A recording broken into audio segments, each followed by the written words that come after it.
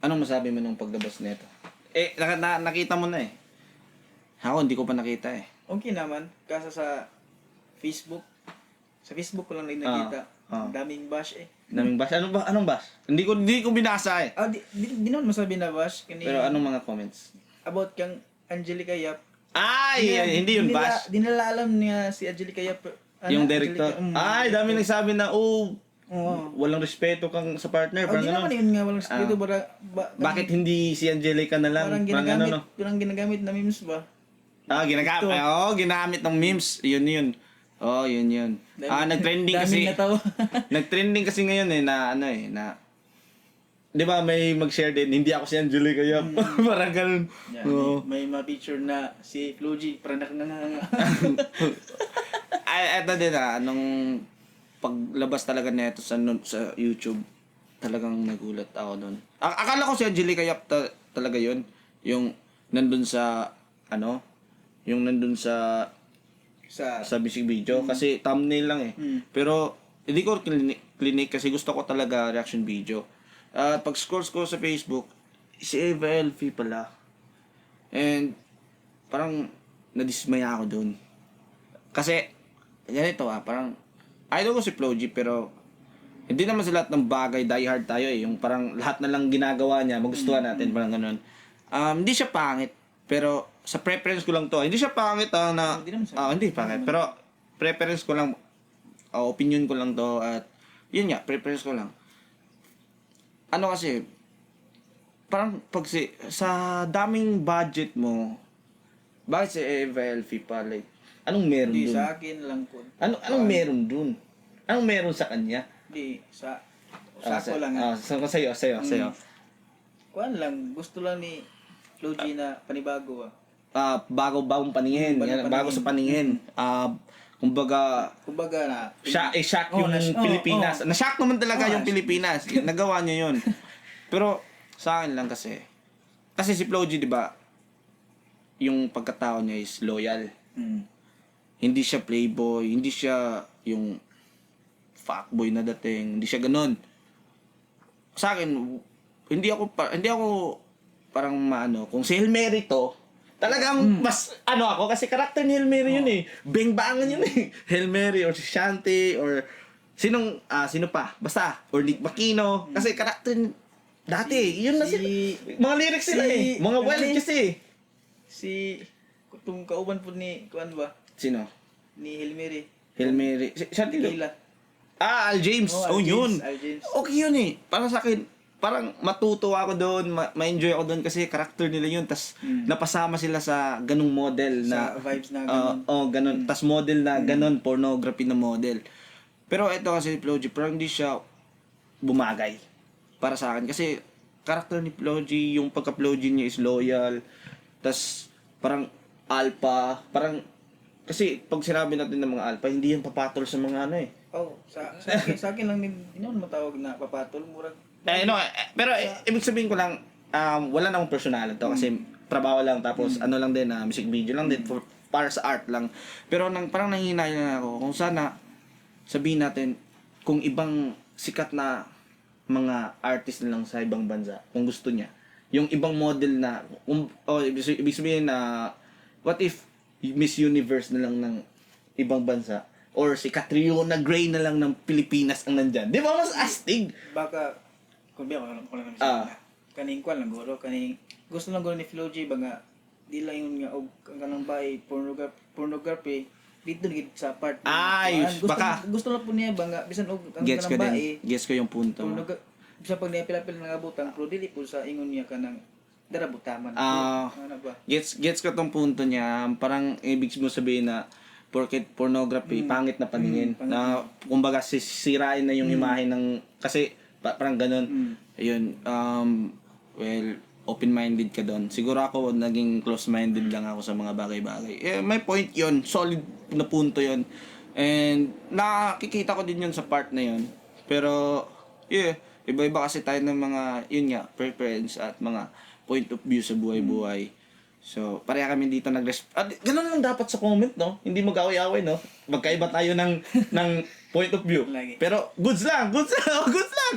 Dapat kayo goods lang din, ha? Baka magalit yung iba, no? Magalit yung iba.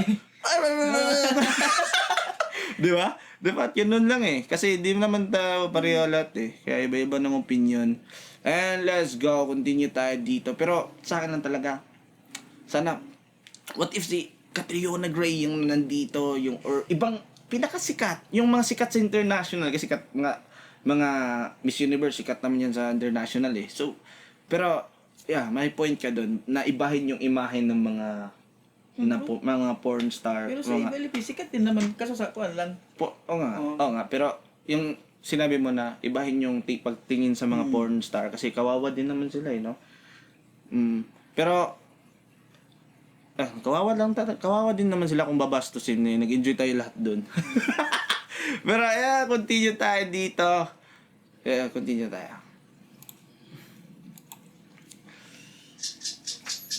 Ikaw na bahala sa akin, ako bahala sa Pero ito paano kaya yan ako nung Flow-G, no? Ano kaya kwento, no? Ay, may behind the scene!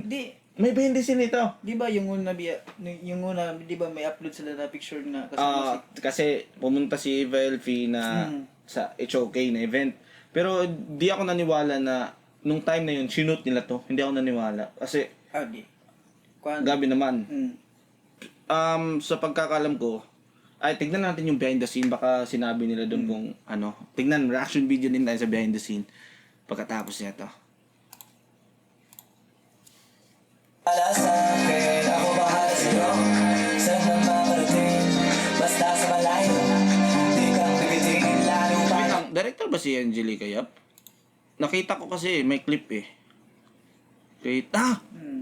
Angelica Yap nga! Creative director. Bali si Ay! yung naggawa. I'm sure, hindi si Flow-G yung idea nito. Si Angelica Yap. Kasi siya director eh. Paano? Siya nakaisip nito. Oo. Ganun. So, Kumbaga, itong isang wow. Grabe nung kumbaga sa grabe usod di kayo nagining akuan nga gusto guro sa iyab ni Angelica Yap nga lang. Tagalogin mo, wag kang tamad. Ay, Gusto ni Angelica Yap no, na ibahin talaga yung pagtingin sa mga modeling no. Hindi sila parang itrato na parang basura. So solid din no. Parang nagbago na din pananaw ko eh. Ang ganda ng punto niya. Pero mautak talaga eh. Sa malayo, di kang bibitin. Saan man makarating. Pero ito bilib ako kay Angelica Yap. Paano niya to na-imagine? May talent pala siya tinatago. Kasi ito talent na to eh. Yung mag-direct ka. Paano mo i-imagine yung mga shots? Ay, creative director. So may director sa istorya. Pero creative director, kumbaga dalawa sila. Direct. Okay. Bahala sa'yo, saan man makarating. Basta sa malayo, di kang bibitin. Lalo pa magkasama tayo. Pero ito yung parang salute Flow-G pa. Kasi, yan si Eva, hindi yan basta-basta mag-collab ng kung sino-sino. Hindi, doon mag-collab talaga yan sa mga solid. So, isa na sa solid, parang international na dating ni Flow-G dito. Bahala sa'yo, saan man makarating. Basta sa malayo, di kang bibitin. Lalo pa magkasama tayo. Ikaw na bahala sa akin, tas ako bahala sa atin. Ikaw na bahala sa akin, ako bahala sa'yo. Saan man makarating. Basta sa malayo, di kang bibitin. Lalo pa magkasama tayo. Ikaw na bahala sa akin, tas ako bahala sa atin. Di ko na kapag nakaiba na, lalo sa'yo hindi pa pakilala. Pinapaalala sa'yo wala na. Baka favorite porn star ni Angelica tsaka ni Flow-G. No, posible yun. No? Pagka naglalaro sila sa kama, pinanood nila to siya. Let's go. Wala lang. Reaction nga eh. Di ko na kapag nakaiba na, lalo sa'yo hindi pa pakilala. Pinapaalala sa'yo wala na, sila maniwala o hindi. Sa naniwalang mas titindi pagka magkasama. Mga abala-bali wala na, ako ikaw naman ang papagana. Ang matabi ka sa gabi, gusto ko na samantalahin. Pagka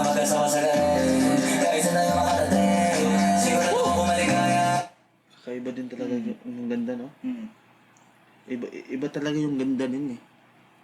Iba, kakaiba din talaga si... Kung sino pumili nito, kung sino pumili kay Eva, kakaiba din talaga mag-isip. Sa paghanap, Sakto lang pala, sakto lang. tabi ka sa gabi. Gusto mo na samantalahin. Pagkamagal sa kasagarin. Kahit saan tayo makarating. Sigurado ako maligaya. May nakita ka na ba sa ibang mga music video sa ibang bansa na porn star kasama sa MV? Wala ka pa nakita. Wala. Meron ba guys? Meron ba? Meron na ba kayo nakita? Comment down below nga kung meron na bang mga kanta na Pero may rapper na sino pa yun eh?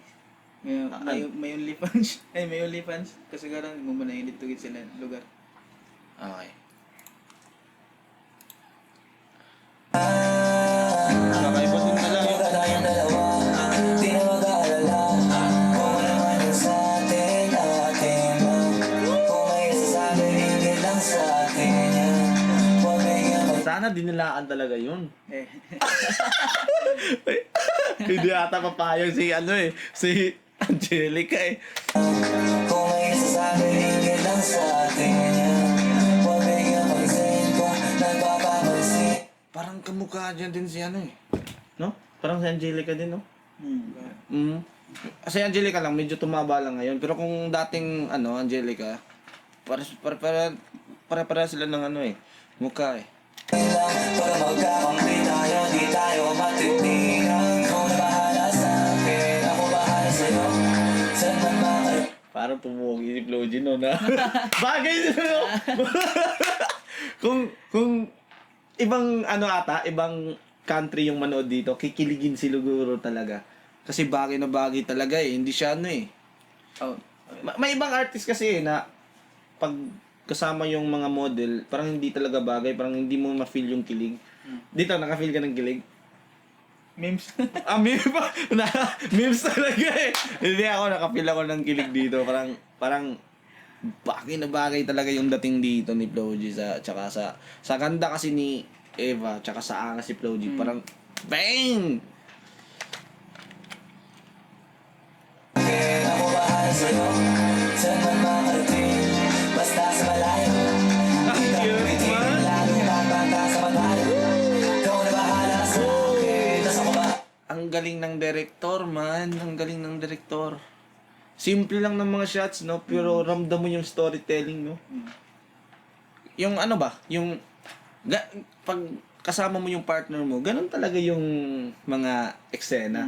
Oo, masama kayo sa tapos magpapaganda. Alam mo na, simple lang, pero maramdaman mo nun yung dito, yung romance dahil legit talaga. Alam mong legit talaga.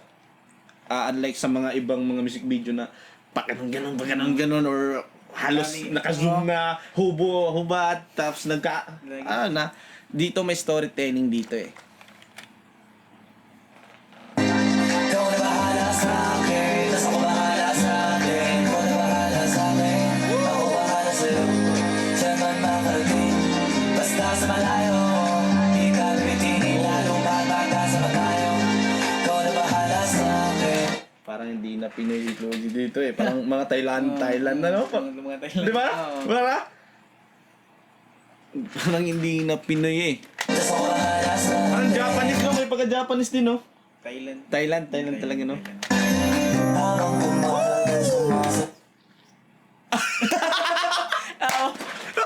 Ayan. Yan yun sa Facebook. Oh, puki ng inan yun. Yan mo, tama comment niya eh. Nagdala na si Angelica Yabagpusil. Oh, bitaw na. May baril si Angelica yun. Yay! Puchang gala na yan.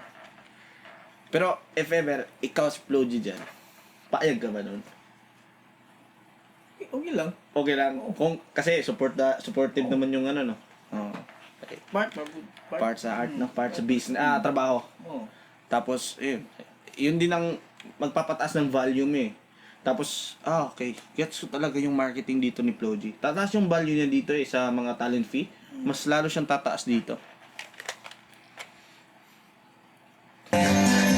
Habang kumakagal sumasara.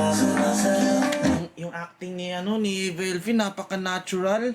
Parang hindi siya nag-acting eh. Parang ganun talaga kagaling, no? Para talagang Natural. natural. Tapos kung tignan mo to, para talaga hindi mo sila kilala. Parang magjowa talaga sila dito eh. Oh, sinuot pa! Puki na nila. Ikaw bibitin lalo magmata sa tayo. Ikaw na bahala sa akin, tas ako bahala sa akin. Habang tumatagal sumasarap. Walang pagtulad, di basta lang sa lahat. Di mo masisi ba't nagpapapat.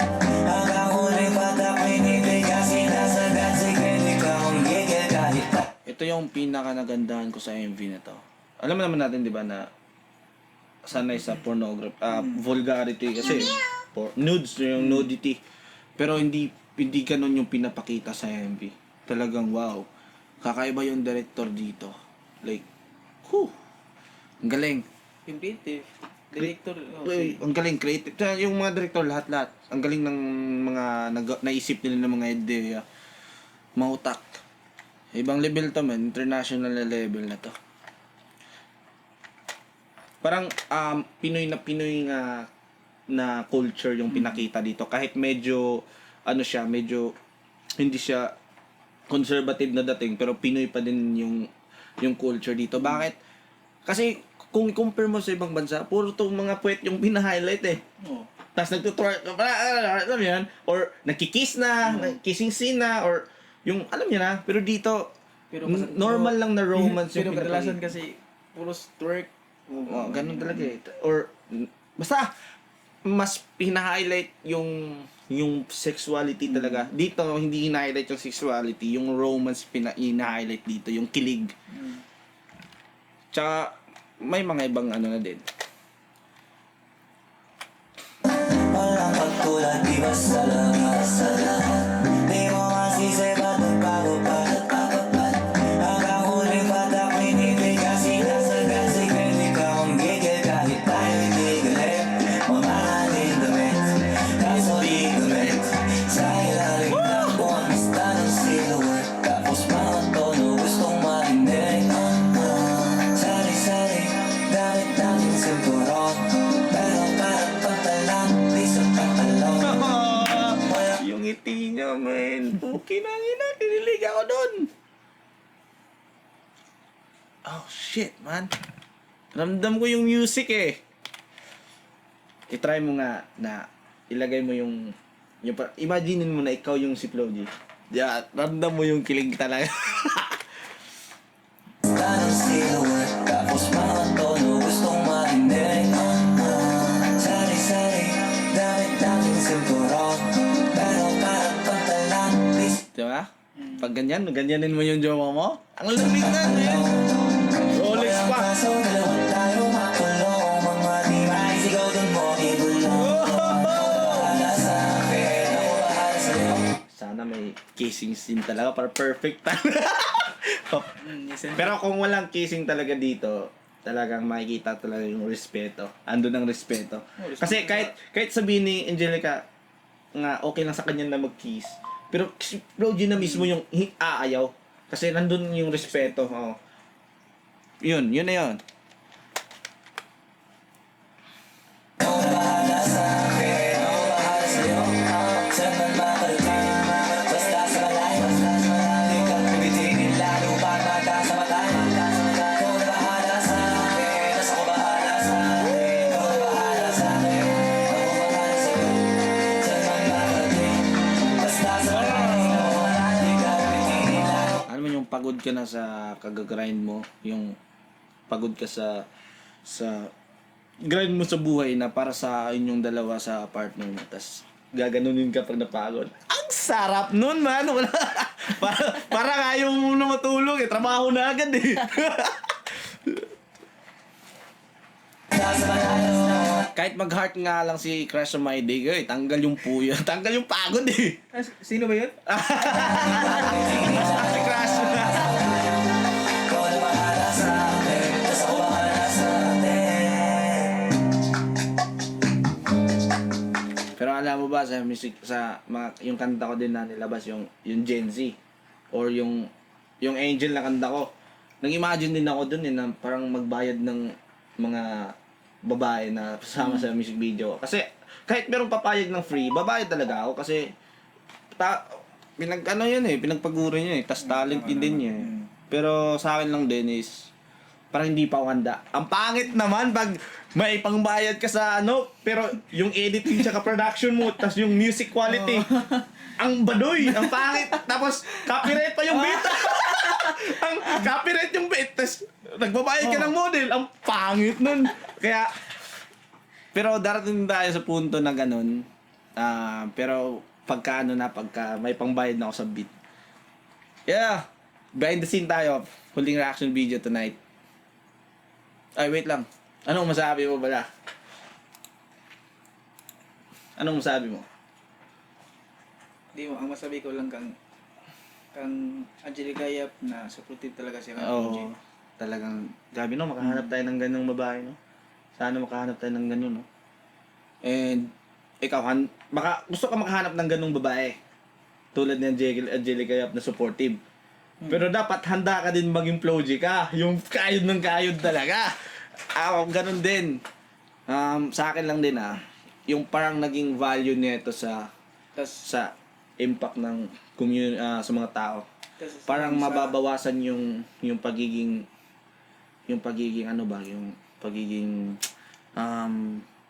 anong tawag nito? Siloso ng mga babae. Kasi, diba, tulad nito, tanggal talaga yung pagiging siloso talaga kasi mas dapat intindihin lang na trabaho lang kasi, Tas di ba? sa akin, isa din, kagay.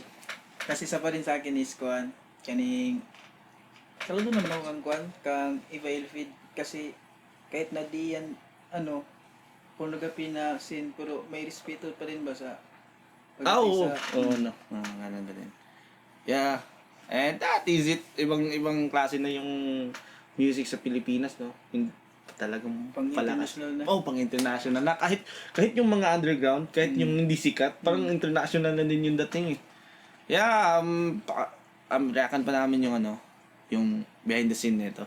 Curious ako sa behind the scene. Ikaw, curious, di ba? Curious din. Curious, di ba? I'm sure komedyante to si Floji. I'm sure may mga to eh. May mga patawa-patawa. Oh, may patawa to. Yeah. Let's go. Samahan nyo kami sa next video.